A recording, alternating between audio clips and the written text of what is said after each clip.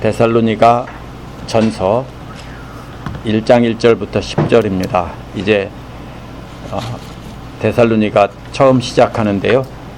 데살로니가라는 이름은요, 그리스 북쪽에 가면은 마케도니아 지역에 데살리아라는 평원이 있습니다.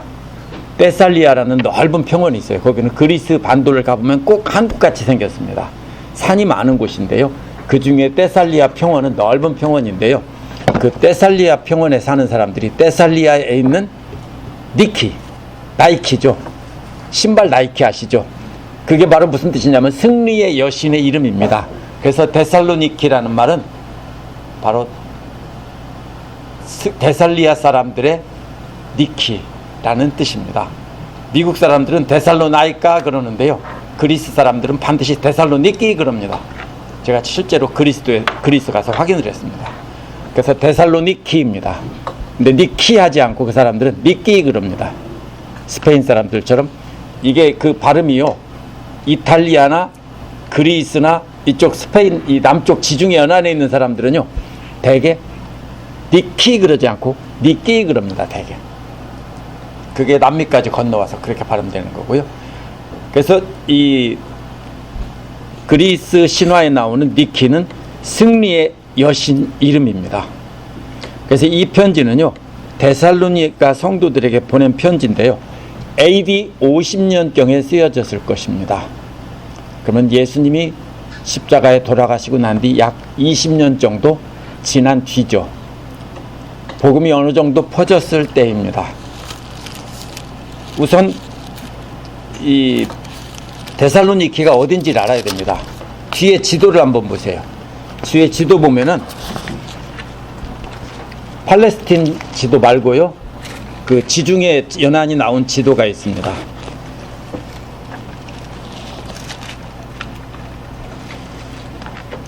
예, 돌리셔야 됩니다. 돌리셔야 됩니다. 아니, 그 돌리라고요. 돌려? 예, 돌리라고요. 돌려? 예. 돌려서 봐야 됩니다. 신약의 세계? 예, 거기 신약의 세계라고 쓴 지도에 보면은요, 오늘날 터키가 있는데 거기 에베소라고 쓴 거 보이시죠? 에베소. 뭔데요? 안경 쓰세요, 그러면. 예. 거기에 갈라디아, 갑바도기아, 밀레도, 에베소, 버가모, 드로아 써 있는 거 보이시죠? 그게 오늘날 터키입니다. 근데 바울이 전에 어디 있었냐면요, 에베소와 라우디게아 있는 그쪽 터키에 있었습니다. 터키 쪽에 있었는데요, 바울이 어디로 가려고 했냐면요, 그 다음에 그러면 데살로니가가 어딘가 보세요. 그러면 바다 건너편에 트라키아라고 보이죠? 그 다음에 빌립보가 있고 데살로니가가 있죠? 그래서 마케도니아에 있는 첫 성은 빌립보이고 그 다음에가 데살로니키입니다. 여기가 마케도니아고요, 그 남쪽 지방은 아가야라고 합니다. 그래서 여기서 마케도니아와 아가야가 나왔죠. 그 데살로니가가 어떻게 생겼습니까? 거기 밑에 보면은 반도가 손가락 3개 펴놓은 것처럼 그렇게 생겼죠. 예, 거기 있는 게 바로 데살로니카입니다. 예, 그래서 항구 도시입니다. 그러면 이렇게 데살로니카의 위치를 알고 한번 따라오시기 바랍니다. 데살로니가 선교에 관한 내용은요, 사도행전 16장에서 18장에 나와 있습니다. 성경을 보면 바울은 자신의 계획을 몇 차례 수정했습니다. 사도행전을 보면 바울은 본래 터키 소아시아 지역에서 선교하려고 했습니다. 그 어디죠? 라우디게아, 에베소 있는 지역입니다. 근데 성령께서 막으시자 비두니아로 가려고 했는데, 비두니아가 어디냐면 그 소아시아 지역에서 북쪽입니다. 비두니아로 가려고 했습니다. 그런데 또 막았기 때문에 무시아를 지나 드로아에 도착한 겁니다. 다시 지도를 보셔야 됩니다. 지도를 보시면은요,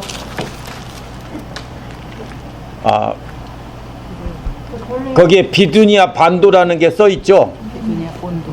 비두니아 본도라고 써 있죠. 거기가 비두니아입니다. 흑해 연안에 있는 곳입니다. 비두니아와 본도, 바울은 본도 출신이라고 그랬죠.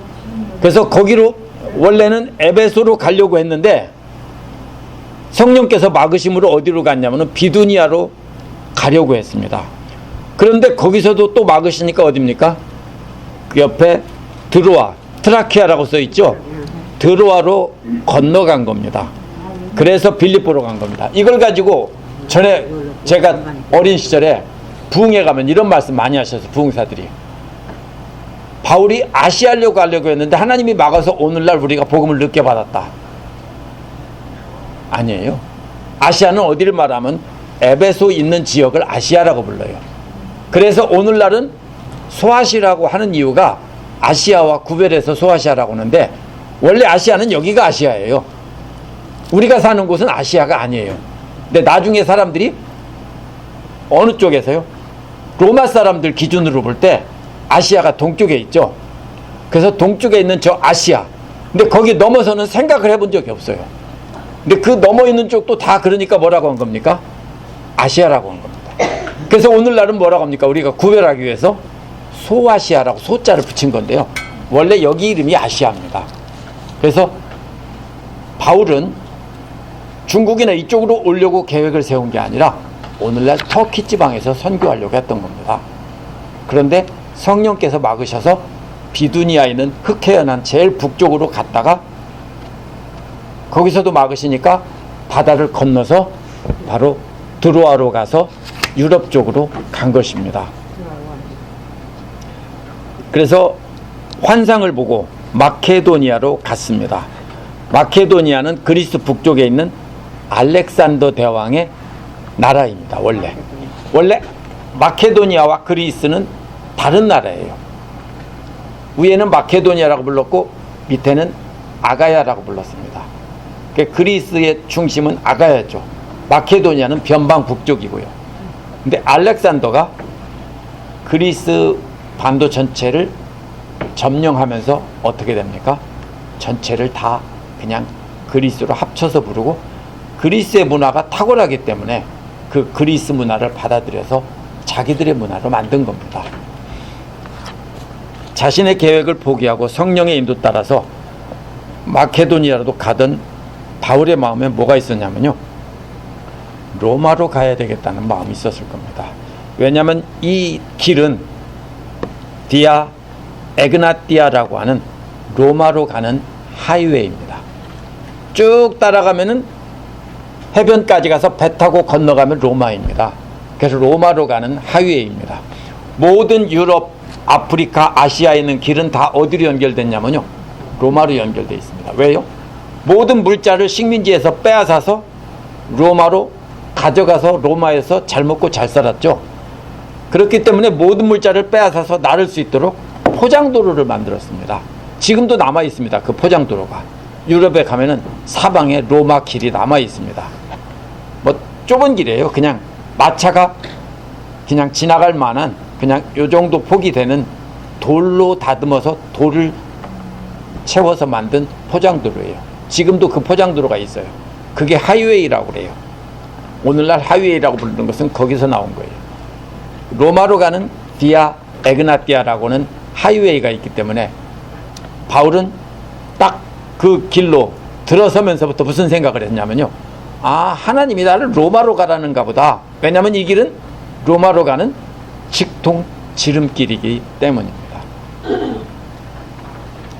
그래서 바울은 로마서 1장 13절에 보면요.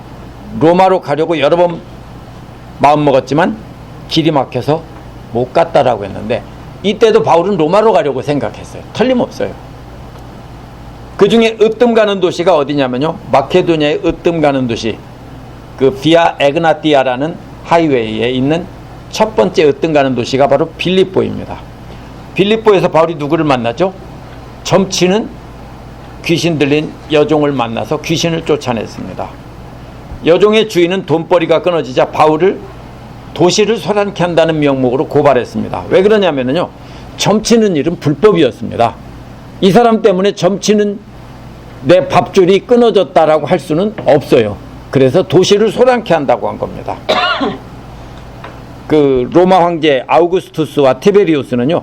AD 11년과 16년에 칙령을 내려서 마술과 점치는 것을 모두 금했습니다. 금했다고 안 하는 게 아니죠. 사람들은 암암리하고 있죠. 그렇기 때문에 그걸 가지고 고소할 수가 없습니다. 그래서 바로 소란케 한다고 했고요. 바울 일행을 감옥에 가두었던 치환관들은 바울에게 떠나라고 했습니다. 그래서 비아 에그나띠아를 따라서 걸어간 곳이 그 다음 도시가 빌립보 다음 도시가 데살로니카입니다. 데살로니카에 도착해서 바울 일행은 사도행전에 보면요, 회당에 가서 토론을 했습니다. 유대인의 회당에 가서 토론한 내용은 메시아의 죽음과 부활이 구약에 예언되어 있다. 즉 우리가 기다리고 있는 메시아, 우리 유대인들이 기다리고 있는 메시아가 바로 누구냐면은 예수 그리스도다라는 것을 증거했습니다. 그러자 유대인들이 바울의 말이 맞다면서 예수를 메시아로 영접했고요. 또 유대교를 따르던 그리스 사람들과 귀보인들도 영접했다고 했습니다. 다는 아니겠죠. 유대인 일부와 이방인들이 영접한 것입니다. 그러자 문제가 생겼죠. 나머지 사람들은 신자를 빼앗긴 겁니다. 그렇죠. 자기들 말만 듣고 따랐는데 유대인 일부와 돈줄인 이방인들이, 특히 귀부인들은 돈줄이죠. 그들이 전부 바울에게 넘어가자 화가 났습니다.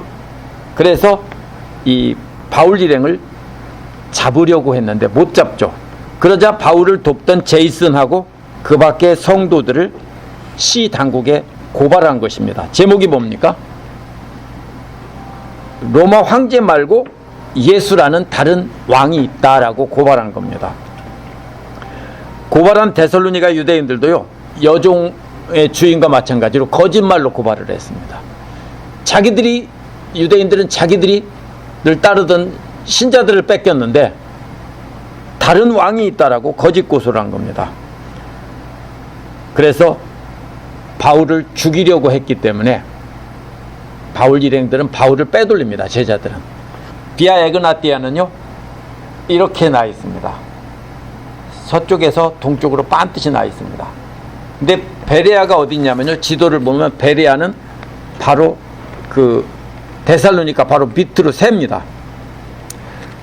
비아 에그나띠아는 빌립보에서 데살로니카 거쳐 바로 그리스 반도를 가로지르는데요. 베레아는 어디냐면 데살로니카 아래로 아가야 지방으로 내려갑니다. 새길로 센 겁니다. 지금 말하면은 아이텐을 따라가다가 갑자기 49번으로 빠진 것과 똑같은 상황입니다. 근데 여기는 남쪽이 없으니까 제가 북쪽을 들었는데요. 그러면 I-12를 타고 가다가 갑자기 그 폰차트레인 다리를 넘어가는 긴 다리 쪽으로 내려간 것과 같습니다. 그래서 새길로 빠진 거예요. 왜 새길로 빠졌냐면요, 사람들이 예상하기를 어디로 갑니까? 바울은 틀림없이 고속도로를 따라서 갈 것이다 라고 생각하고 추격하고 있습니다. 근데 바울을 빼돌린 제자들은 거기서 살짝 아래로 빼서 바로 베레아로 간 것입니다. 그래서 사람들은 찾지 못했습니다. 근데 문제가 있어요. 도망갔으면 가만히 있어야 될 거 아니에요. 근데 바울은 베레아에 가서도 어떻게 합니까? 가만히 있지 않고 유대교 회당에 들어가서 또 복음을 전했습니다. 그러니까 데살로니카에서 쫓아온 유대인들이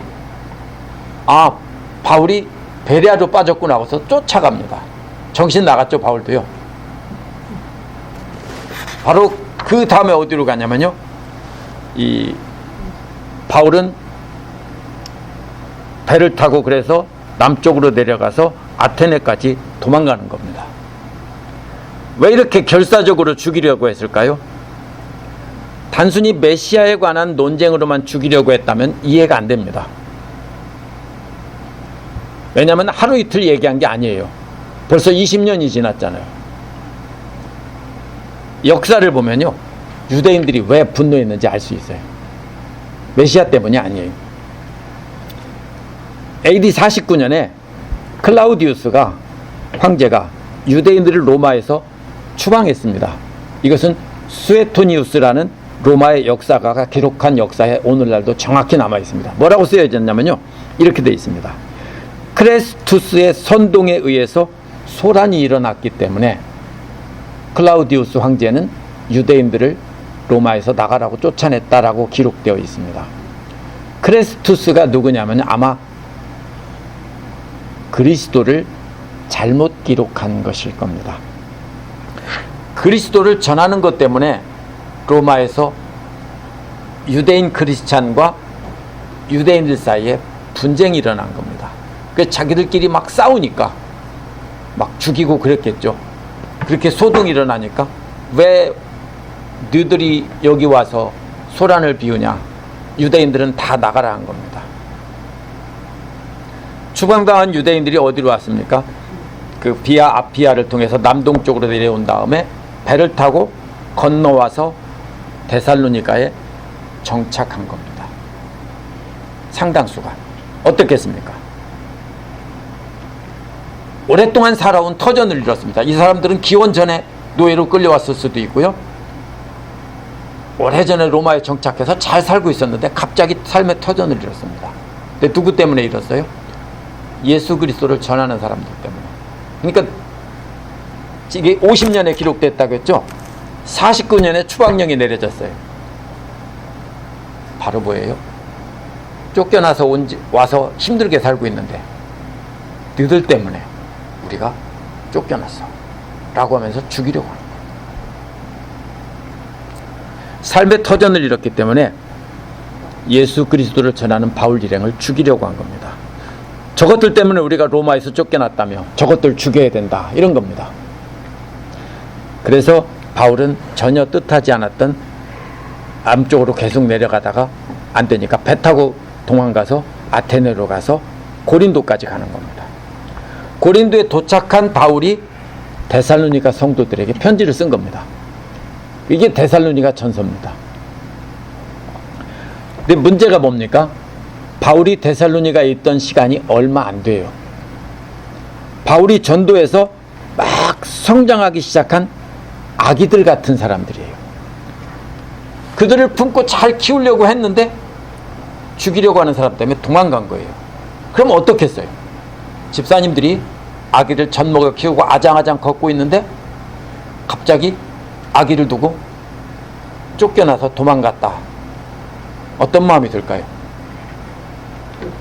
안아서 젖먹이고 아장아장 걷는 아기를 떼어놓고 도망갈 수밖에 없었어요. 살기 위해서. 아기가 보고 싶지 않겠어요? 그게 바울의 마음이에요. 데살로니가 전서를 쓴 바울의 마음이 바로 그 마음이에요.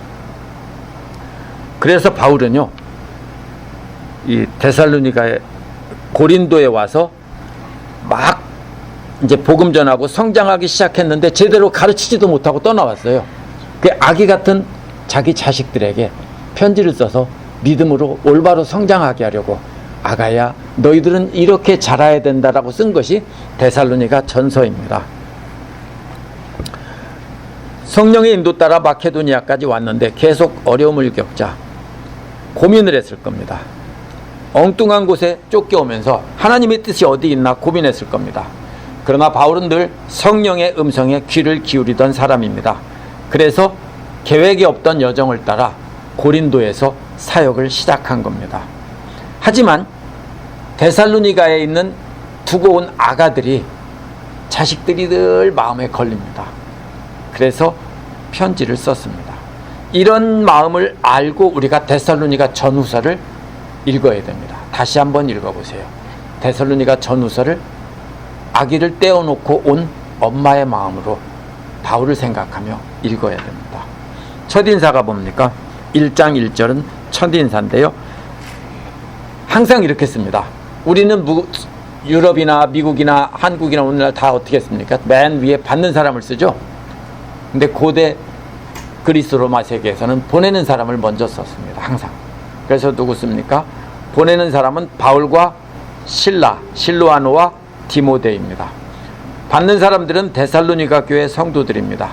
그런데 데살로니가 성도들은 바울이 막 복음 전에서 전도한 전부 새신자들입니다. 편지를 받을 당시에도 기껏해야 복음을 믿고 예수를 영접한 지 몇 달 안 된 때입니다. 그렇기 때문에 데살로니가 교회에 붙어있는 수식어가 뭐라 봅니까? 하나님 아버지와 주 예수 그리스도 안에 있는 이라는 말입니다. 하나님 아버지와 주 예수 그리스도에 의해서 세워졌고 주 예수 그리스도 안에 있다는 거예요. 너희들은 하나님의 품 안에 있고 예수 그리스도의 품 안에 있는 존재다, 이 말입니다. 그래서 첫인사가 바로 그 말입니다. 엄마가 너희들 품어주지 못해서 미안해. 그런데 너희들은 혼자가 아니야. 우리 아버지 하나님이 품고 계시고 예수 그리스도께서 너희를 품고 계셔.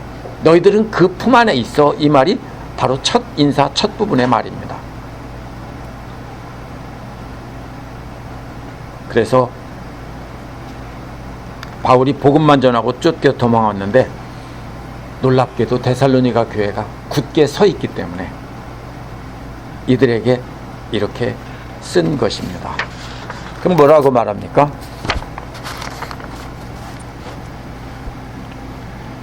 여기서 우리 아버지 하나님과 예수 그리스도 안에 있다는 말이요, 요한복음 15장에서도 찾을 수 있고요, 고린도전서 12장에서도 찾을 수 있습니다. 뭐라고 합니까? 이것이 너희는 가지다. 나는 포도나무요, 너희는 가지다. 아버지는 농부다 그랬죠. 아버지의 품 안에 있고 예수 그리스도와 붙어 있으면서 이렇게 돼 있다는 거고요. 또 고린도전서에서는 지체라겠죠. 몸으로 비유하면서. 그런데 은혜가 뭐죠? 은혜란 뭐냐면요, 선물이란 뜻인데요, 자격 없는 너희와 우리가 그리스도를 통해서 하나님의 선물을 받은 것이다. 그게 뭐죠? 구원이에요. 오늘 아침에 묵상 말씀에서도 그거죠. 구원은 뭐예요? 하나님의 선물이에요. 뭐로 된 게 아니고요, 율법을 지켜서 된 게 아니고 은혜로 된 거예요. 율법으로 됐다면 어떻게 해요? 철저하게 지켜서 잘 지킨 사람만 합격이고 나머지는 다 탈락이에요. 만약에 군대에서 1000명을 모아놓고 이 중에서 특수부대로 들어갈 사람 10명을 뽑는다면 어떻게 하겠습니까? 은혜로 10명을 너는 아니까 이렇게 뽑겠습니까? 철저한 기준과 체력 단련 여러 가지를 다 검사해 가지고서 가장 우수한 사람 10명을 뽑지 않겠습니까? 바로 유대인들은 그렇게 생각했어요. 하나님은 엄격하게 검사해서 율법, 유대인 그 중에서도 율법을 철저하게 지키는 자기 바리새파 사람들만 구원하시고 나머지는 다 멸망이라고 생각했어요. 하나님의 심판 때는 다 멸하신다. 율법을 철저하게 지킨 자기들만 구원받는다. 이렇게 생각했어요. 근데 바울은 예수님도 아니라고 하죠. 누가 깁니까? 아버지께서 은혜로 주시는 거라는 겁니다. 그래서 은혜와 평화는 뭐죠? 이것은 하나님과 평화를 말합니다. 주로. 그리고 형제들 간의 평화도 말하죠. 은혜로 자녀가 되게 해주시고 구원해 주시고 죄사함을 해주셨으니까 그 다음에는 친하게 지낼 수 있는 거죠. 그게 평화입니다. 만약에 두 사람이 원수 됐어요. 한 사람이 그냥 누가 용서할 수 있을까요? 피해를 입은 사람이 용서할 수 있을까요? 자, 두 분이 원수가 됐어요. 근데 만약에 집사님이 피해를 입혔어요. 그럼 집사님은 야, 우리 그냥 잊어버리고 그냥 전처럼 잘 지내자 할 수 있어요? 예. 못해요, 그거는. 나는 아닌데 할 수 있죠.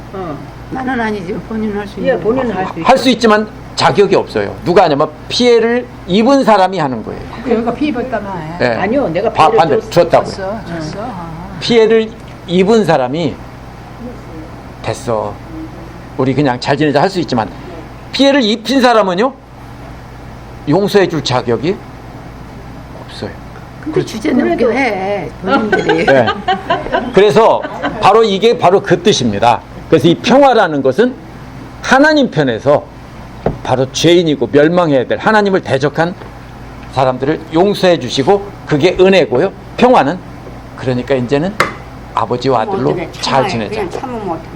아버지가 잠깐만 참아야죠. 참아.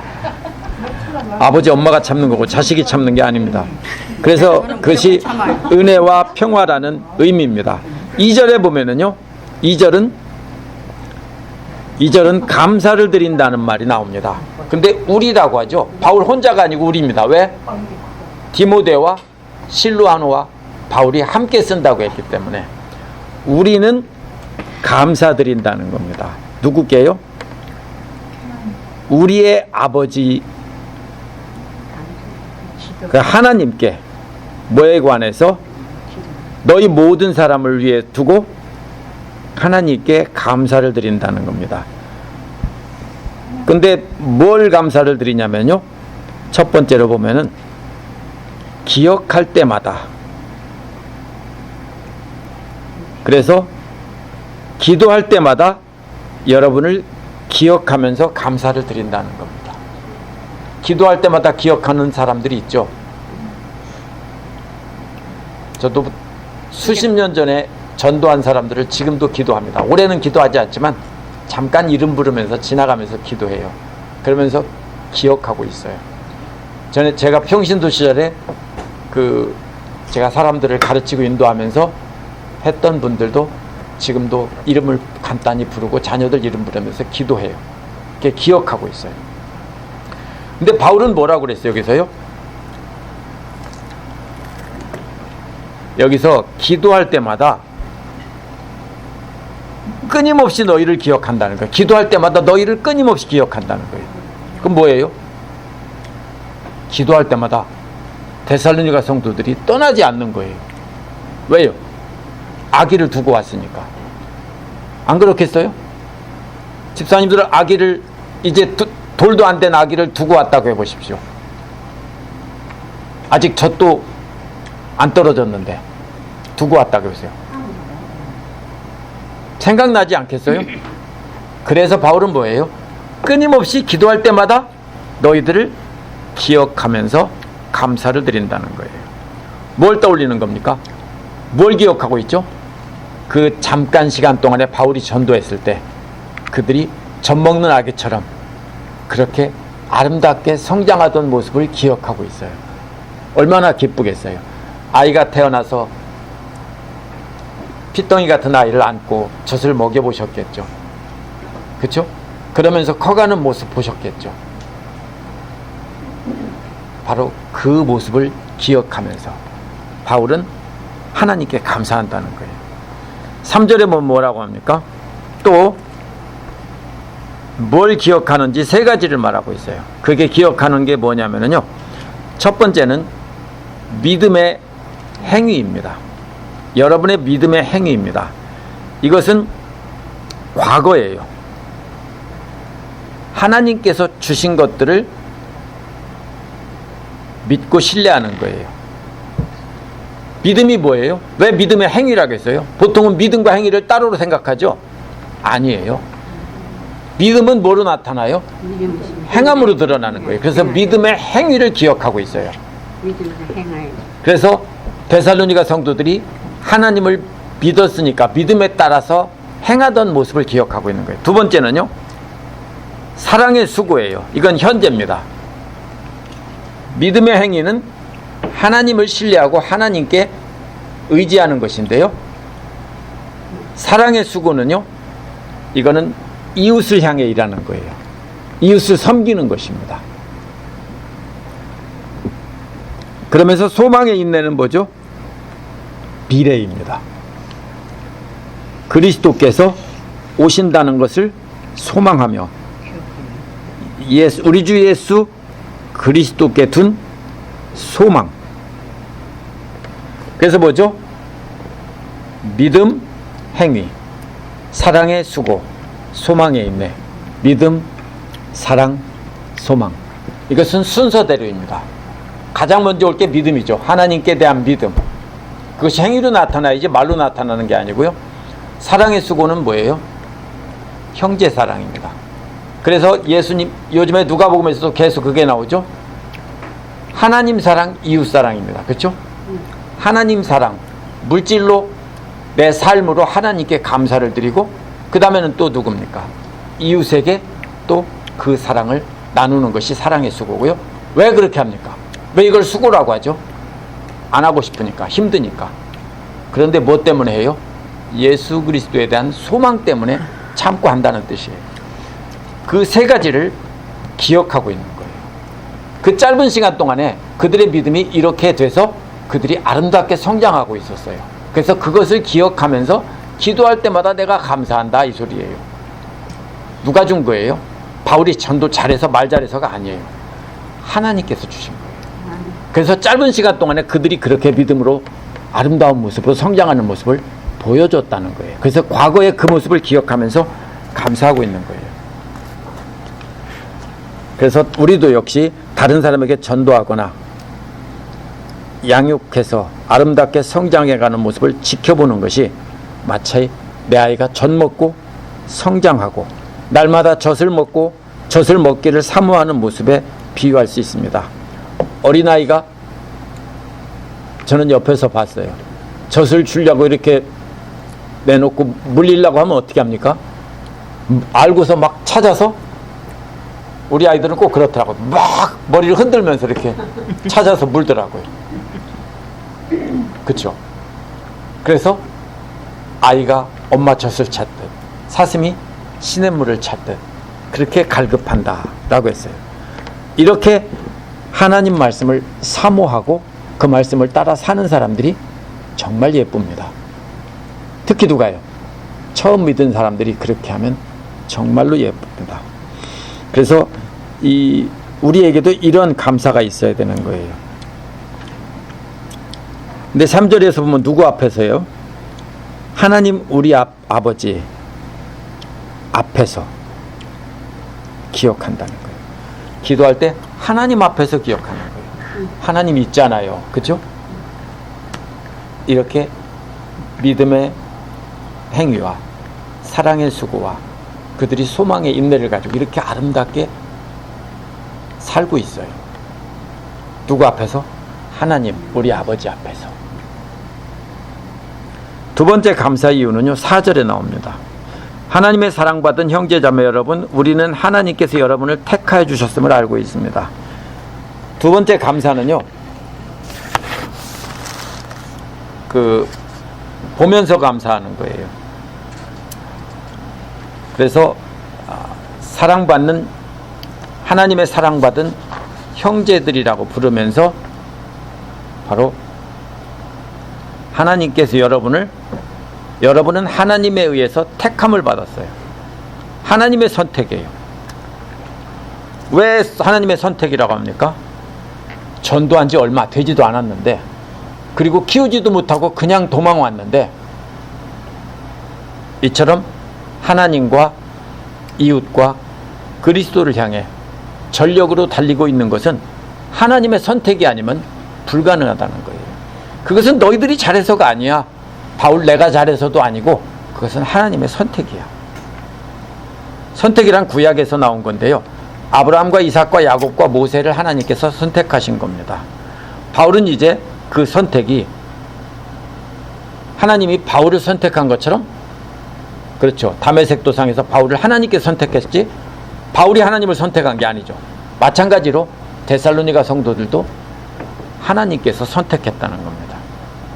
어째서 이러한 모습이 전적으로 하나님의 선택입니까? 5절에서 전하는 자와 듣는 자에게 역사하는 성령을 설명합니다. 그래서 5절은요, 왜냐하면 이런 말입니다. 우리의 복음은 여기서 되었다, 되지 않았다 이런 말이 계속 반복됩니다. 첫 번째는 된 것이 아닙니다. 우리의 복음은 여러분들에게 뭘로 된 것이죠? 말만으로 된 게 아닙니다. 이런 말입니다. 우리의 복음은 여러분들에게 말만으로 된 게 아닙니다. 뭐로 됐다고요? 능력과 성령 안에서 된 거예요. 능력과 성령 안에서 많은 확신으로 된 거예요. 말만으로 된 게 아닙니다. 바울의 말이 아니에요. 바로 하나님의 능력이에요. 그래서 부족한 설교도요, 하나님의 능력으로 확정이 되는 겁니다. 여기서 능력이라는 말이 기적이라는 뜻이라면은 복수여야 됩니다. 그런데 여기서 단수예요. 그렇기 때문에 이것은 바로 하나님의 능력이 기적을 뜻하는 게 아니라 바울이 전한 말씀으로 하나님의 능력이 나타났다, 이런 뜻이에요. 그래서 누구에게 확신을 줍니까? 바로 큰 확신을 설교자에게 준 겁니다. 설교자인 바울에게 준 겁니다. 그래서 큰 확신은 하나님께서, 성령께서 바울에게 준 확신입니다. 하나님의 능력으로 받은 확신입니다. 그래서 바울이 확신을 가지고 전했다는 겁니다. 그래서 뭐라고 말합니까? 5절 끝부분에 보면 우리는 알고 있습니다. 그런데 너희 안에서, 너희를 통해서 우리가 되었다, 이런 말입니다. 이렇게 됐죠. 여러분을 위하여, 여러분 가운데 여러분을 위하여 어떻게 처신했는지 알고 있다, 이렇게 되어 있죠. 원어를 그대로 직역하면요, 우리는 압니다. 우리가 너희 안에서 되었고 너희 통해서 되었다는 걸 압니다. 바울이 어떻게 처신한 게 아니라 저절로 그렇게 된 것입니다. 누구 안에서요?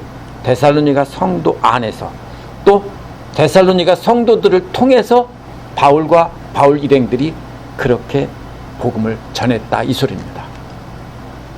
이게 그러니까 처신했다는 뜻이 아니고요, 큰 능력과 성령과 큰 확신으로 전한 것은 바로 하나님께서 너희 안에서 너희를 통해서 그렇게 우리가 되게 했다, 그렇게 복음을 전했다, 이런 뜻입니다. 처신을 잘했다는 뜻이 아니에요. 그래서 복음을 전한 그것을 하나님께서 그렇게 하셨다. 너희 안에서, 또 너희를 통해서 하나님의 능력이 복음을 통해서, 말씀을 통해 나타났다는 겁니다. 그래서 우리가, 바울 일행이 한 게 아니라 하나님께서 자신들을 통해서 그렇게 나타나게 하셨다라는 뜻입니다. 6절은 뭐라고 하죠? 그래서 복음을 전한 결과, 말과 삶으로 데살로니가 성도들에게 보여준 결과, 여러분은 많은 환난을 당하면서도 성령께서 주시는 기쁨으로 말씀을 받아들여서 우리와 주님을 본받는 사람이 되었습니다. 6절은요, 너희도 우리를 본받는 자들이 되었다, 이 말입니다. 그 첫 번째 나옵니다. 너희도 우리를 본받는 자들이 되었다. 또 우리뿐 아니라 주님을, 우리와 주님을 본받는 자들이 되었습니다. 무슨 말입니까? 바울이 말로만 전한 게 아니라 그것이 모든 삶과 행동을 통해서도 다 보여줬기 때문에 바울 일행을 본받는 것인데요, 그것이 바로 누구를 본받은 겁니까? 바울 일행은 주님을 본받은 것입니다. 그래서 너희도 역시 우리와 주님을 본받는 자가 되었다, 흉내내는 사람이 되었다는 겁니다. 뭐 하면서요? 큰 환난 가운데서 또 성령께서 주시는 기쁨과 함께 말씀을 받아들였다는 거예요. 그렇기 때문에 5절도 말씀을 하나님께서 능력으로 역사하셔서 전하게 하신 거고, 6절에서는 그것을 너희가 받았다는 거예요. 핵심은 그겁니다. 말씀을 받아서 가만히 있는 게 아니라 본받는 자들이 되었다고, 흉내냈다고요. 말씀을 받기만 하고 귀로만 듣고 교회를 떠나고 머릿속으로만 알고 있으면은요, 그거는 말씀을 받은 게 아닙니다. 말씀을 받았다는 건 뭐죠? 흉내내는 겁니다. 그 말씀을 따라서 흉내내는 겁니다. 근데 전하는 자도 역시 주님을 흉내내는 자가 돼야 되고, 받는 자들도 역시 주님을 흉내내는 자들이 돼야 됩니다. 그래서 성령께서 주시는 큰 기쁨과 함께 바울 일행과 주님을 흉내내는 자들이 되었습니다. 근데 이 핍박은요, 로마 제국이 핍박이 아니에요. 이때는 핍박이 있던 때가 아니에요. 누구한테 핍박을 당했냐면 유대인 신자들에 의해서 핍박을 당했어요. 주로 핍박하는 게 누굴까요? 이방인들은 큰 관심 없습니다. 유대교 회당에 있던 사람들은 자기들에게서 빠져나간 유대인들, 유대인 그리스도인들, 이 사람들이 핍박의 1차적인 대상입니다. 그래서 성령께서 주시는 기쁨으로 말씀을 받았다는 것은요, 재밌는 예화나 새로운 지식을 배워서가 아니라 성령께서 역사하셨다는 겁니다. 말씀을 들을 때. 그래서 듣던 이들의 마음속에 기쁨이 솟아오른 겁니다. 이것도 하나님께서 선택하신 증거입니다. 우리도 말씀을 들을 때 이런 기쁨을 솟아오르는 것을 느꼈다면 그것이 바로 하나님께서 선택하신 증거입니다. 그것은 설교자들이 말을 잘해서가 아니고요, 성령께서 우리 마음 안에서 역사하신 겁니다. 네 번째로 됐다는 게 또 나와요. 7절에 나오죠. 그리하여 여러분은 마케도니아와 아가야에 있는 모든 신도들에게 모범이 되었습니다. 여러분은 뭐가 됐냐면요, 본보기가 되었다, 모형이 되었다라는 겁니다. 그 결과 모형이 되었어요. 원래 모형은 누구죠? 바울 일행이에요. 그 모형이 어디서 왔죠? 예수 그리스도로부터 왔어요. 근데 이번에는 너희들이 모형이 되었다고요. 본보기가 되었다고요. 근데 누구에게요? 마케도니아와 아가야에 있는 모든 믿는 자들. 마케도니아는 그리스 반도 북쪽에 있는 지역이고 아가야는 남쪽에 있는 지역이에요. 만약에 이것을 한국과 같이 반도로 비슷해요. 반도니까 사람들 성향도 비슷하고 많이 비슷해요. 이 반도라 그런지 몰라도요, 이탈리아 사람도 한국과 많이 비슷하다라고 하죠. 다혈질이고 뭐 그런 거죠. 그래서 이 마케도니아는 북한에 해당되고요, 아가야는 남한에 해당되는 지역. 바울이 지금 말하는 게 뭐예요? 그러면 그리스 전체 다의 본보기가 되었다는 거예요. 무슨 말이에요? 그 지역, 모든 지역 다라는 뜻이에요. 너희들의 믿음이 본보기가 모든 사람들에게 되었다는 거예요. 8절은 왜냐하면 이렇게 시작해요. 원어에 보면 어째서 모범이 되었는데 라고 하면은요, 어째서 모범이 되었다고 말합니까? 여기서 보면요, 8절에 보면은 여러분으로부터 나왔다 이렇게 말해요. 뭐가요? 주의 말씀이 여러분으로부터 울려 퍼졌다 이렇게 되어 있어요. 여러분으로부터 주의 말씀이 울려 퍼졌어요. 여기 울려 퍼졌다는 말은요, 이게 원래 에코라는 말이 여기서 나왔어요. 에코가 뭐죠? 산에 메아리처럼 울리는 거죠. 그래서 데살로니가 성도들이 전하는 소리가 마치 산에서 나팔 소리나 이런 소리가 울려 퍼지듯이 골짜기 전체에 다 울려 퍼지는 모습이에요. 그리스 반도는요, 산악지역이에요. 한국처럼. 근데 그 소리가 뭐예요? 산과 산 골짜기에 다 울려 퍼지고 있다라는 거예요. 뭐로부터요? 이 주의 말씀이 여러분으로부터 나와서 울려 퍼지고 있다. 또 그 다음에요, 마케도니아와 아가야와 모든 장소, 한 가지가 추가됐어요. 마케도니아와 아가야, 또 모든 장소가 또 나와요. 그것은 뭐예요? 여러분의 믿음이 뭐냐면요, 하나님을 향한 여러분의 믿음이 퍼졌다라겠죠. 근데 여기서 보면 8절 앞에 울려 퍼진 것과 뒤에 두루 퍼졌다는 것이 같은 말처럼 되어 있는데요, 원어는 다른 말이에요. 앞에 울려 퍼졌다라고 하는 것은 소리가 메아리처럼 울렸다는 뜻이고요, 뒤에 두루 퍼졌다는 말은요, 깨 부수고 나간다는 뜻이에요. 그래서 탈출한다 이런 뜻이고요. 이게 뭐냐면은 프랑스 바스티유 감옥이 뭐죠? 프랑스 대혁명으로 무너지면서 거기서 죄수들이 막 소리치며 쏟아져 나와서 퍼졌죠. 바로 그런 모습을 뜻하는 말이에요. 하나가 뭐예요? 소리가 메아리처럼 구석구석에 울려 퍼졌다면, 두 번째는 뭐예요? 울려 퍼지는, 널리 퍼져나가는 모양을 말한 거예요.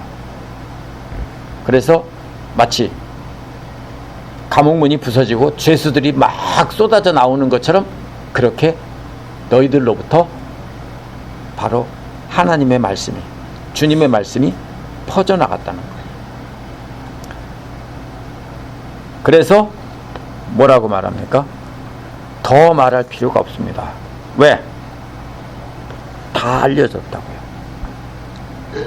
그 퍼지는 모습이 하나는 소리가 퍼지는 모습이고 하나는 퍼져 나가는 모습입니다. 그래서 9절에서 뭐라고 말합니까? 왜 더 말할 필요가 없는데? 역시 왜냐하면 그래요. 왜 더 말할 필요가 없는데? 그들은 우리에 관해서 선포합니다. 이런 말이에요.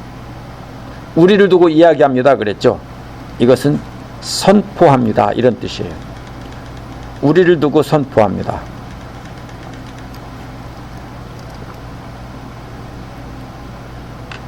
이게 무슨 말이냐면요.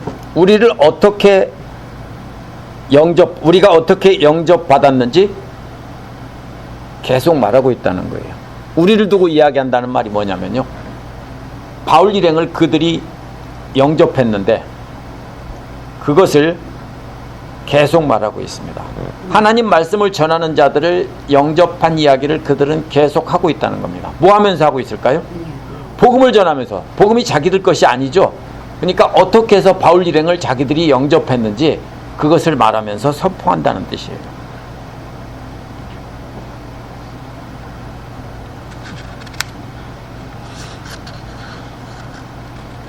또 뭐라고 합니까? 너희가 어떻게 돌아섰는지. 첫 번째는 영접했는지고요. 너희가 어떻게 돌아섰는지. 하나님께로 돌아섰는지. 또 우상으로부터, 이방신으로부터.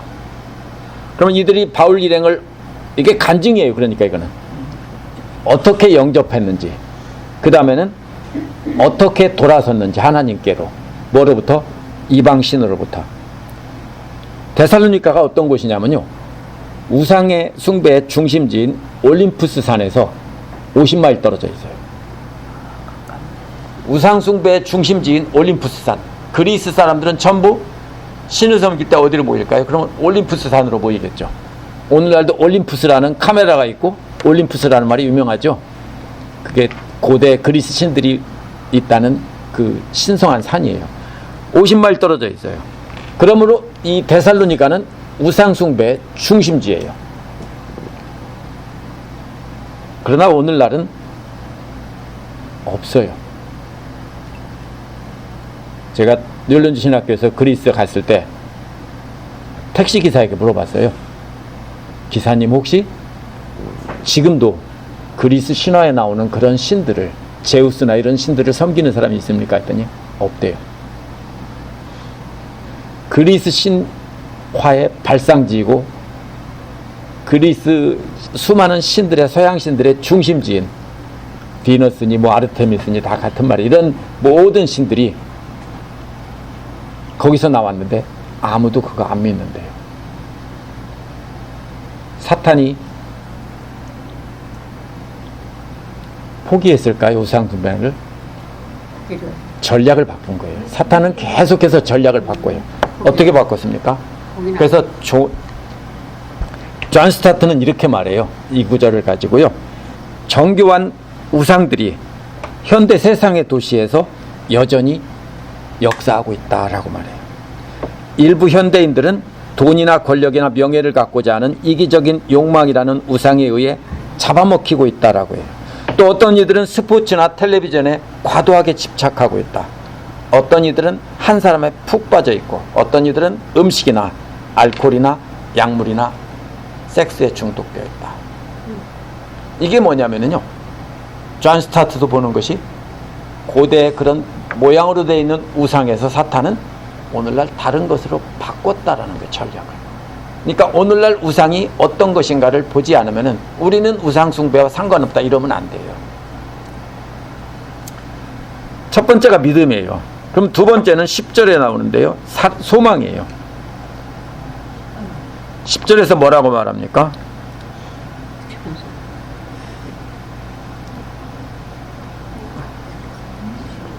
10절은요, 그 아들 곧 장차 내릴 진노에서 우리를 건져주실 예수께서 하늘로 오시기를 기다린다. 두 번째는요, 그의 아들을 기다린다는 말이에요. 앞에서는 사랑을 말했죠. 아니요, 제가 사랑을 빼놨네요. 사랑은 뭐냐면요, 9절 끝에 나오는요, 그 하나님을 섬긴다는 것이 바로 사랑이에요. 첫 번째는 돌아섰다는 것이 믿음이고요. 이해되시죠? 돌아섰다, 하나님께로 돌아섰다, 그게 믿음이고요. 두 번째는 살아계시고 참되신 하나님을 섬긴다는 것이 사랑이고요. 세 번째는 기다린다는 거예요. 누구를 기다립니까? 예수님을 기다립니다. 근데 그 예수님이 누구예요? 하늘로부터 오시기를 기다리는데요. 그분이 누굽니까? 죽음으로부터 바로 죽은 사람 가운데서 그 살리신 분이에요. 그 예수는 바로 우리를 하나님의 다가올 진노에서부터 풀어줄 자라고 되어 있어요. 우리를 건져주실 자라고 되어 있어요. 하나님의 진노에 빠져서 죽을 수밖에 없는데, 유황불못에 던져져서 빠져 죽을 수밖에 없는데 건져주실 분이라고 했어요. 소망이에요.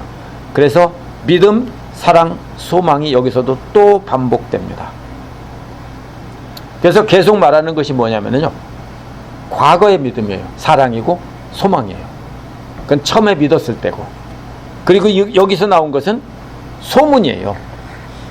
그 잘 구별해야 돼요. 앞에서는 바울이 봤던 믿음, 사랑, 소망이고요, 이 8절, 9절, 10절에 나온 것은요, 바울이 소문으로 들은 거예요. 근데 아기를 두고 왔는데 그 아기가 잘 커서 건강한 청소년으로 성장했다는 소문을 들었다는 거예요. 그래서 믿음, 사랑, 소망을 또 얘기한 거예요.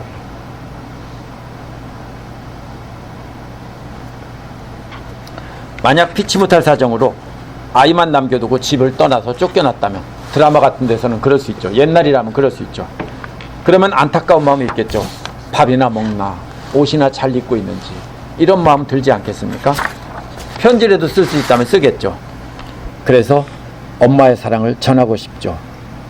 근데 누구에게 몰래 좀 전달해 줄 수 있냐 해서 전달할 수 있다면 전달하겠죠. 그게 바로 데살로니가 전서인데요. 그런데 그 자녀가 아주 잘 자라고 있어요. 하나님의 은혜로. 그러면 얼마나 감사하겠어요. 바로 그 마음이에요.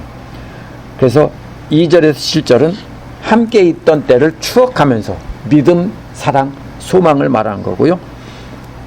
그러면서 격려한 거고, 8절에서 10절은 두고 왔는데도 하나님께서 그들을 잘 성장하게 해주셨다는 것에 감사하는 거예요. 그래서 너희들 소문이 다 퍼졌어.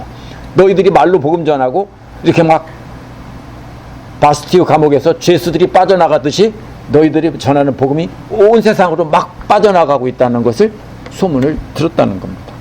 그래서 감사하다는 겁니다. 그게 어디까지 전했어요? 발칸반도 맨 끝이 고린도예요. 고린도는 섬이 아니지만 섬 같아요. 지금은 섬이에요. 왜냐하면 끊어놨거든. 고린도가요, 육지에 대롱대롱 매달려 있어요. 연결된 부분은 겨우 2마일도 안 돼요. 그래서 옛날부터 고대 왕들도 그걸 끊으려고 했어요. 왜냐하면 그것만 끊어놓으면은 먼 길을 돌아가지 않고 바로 로마로 쉽게 갈 수 있거든요. 그래서 파다가 말고 그랬어요. 근데 근대에 와서 실제로 그걸 끊어놓고 했기 때문에 지금은 사실상은 테크니컬리 섬이에요. 근데 이 고린도가 맨 끝에 남쪽에 붙어있는 그 섬 같은 곳이에요. 거기까지 전해졌다고요. 그래서 감사하며 쓴 것입니다. 가장 인상적인 건 8절입니다. 바울에게 받은 복음으로 이들이 산골짜기에 울려 퍼지는 메아리처럼, 산골짜기에서 나팔 부는 것처럼 그 소리가 계속해서 메아리를 울리면서 구석구석까지 다 퍼지고 있다.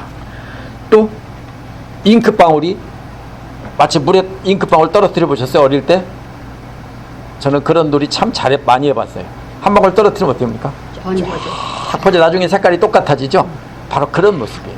그래서 소리가 메아리처럼 울려 퍼지고 그들이 전한 복음이 그렇게 모양으로 울려 퍼지는 것 같은 그 모습이 가장 제게는 인상 깊은 부분입니다. 그래서 저들의 믿음의 행실 중에서 고린도 후서 11장 9절에 보면 성도들이 어려운 형편에서도 바울을 후원했다고 했어요. 그게 바로 빌립보와 데살로니가 성도들이에요. 빌립보와 데살로니가 성도들은 아주 가난한 하층민들이에요. 다 노동자들이고요, 노예들이고. 반대로 고린도는 어떤 곳이냐면요, 굉장히 파워풀한 상류층들이 교회에 나오고 있어요. 그래서 로마 제국을 지배자들이 다 나오고 있는데, 고린도에서는 바울이 어떻게 합니까?